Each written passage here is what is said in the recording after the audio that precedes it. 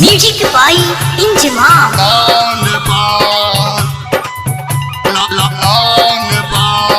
MS recording studio भदई।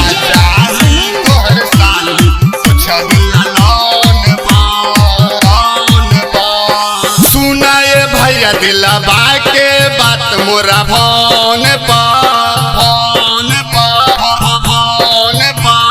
सुनाए भैया दिलबा के बात मोरा फोन पर।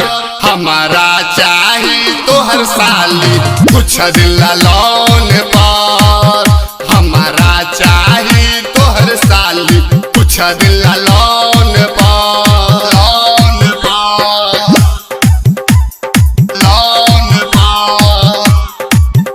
हमारा चाही तोहर साली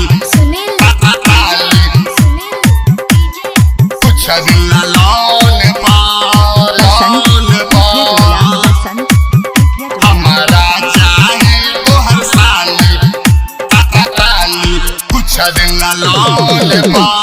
मम्मी लाई अर्जेंट बा पूजा मोर परेशानी हो। कौन उपाय लगा दे भैया हमहु काटी चानी हो। मम्मी लाई अर्जेंट बा पूजा मोर परेशानी हो। कौन उपाय लगा दे भैया हमहु काटी चानी हो। घूमती उनका संग हरपुर पुल पर। घूमती उनका संग हरपुर पुल पर। हमारा चाही तोहर साली कुछ दिल लोन पर। हमारा चाही तोहर साली कुछ दिल लोन पर। म्यूजिक बाई इंजमाम। हमारा चाही तोहर साली कुछ दिल लोन पर। हमारा चाही तोहर साली कुछ दिल लोन पर।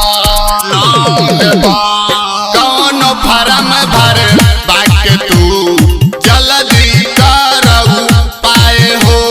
कतनो पैसा लागी चाहे कतनो बंधाई किस्त हो। कौन फरम भर बाके तू जल्दी करऊ पाए हो।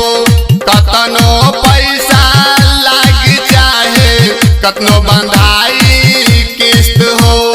राइटर 1 लाख किशन कन्हैया के संग रही स्कूल पर।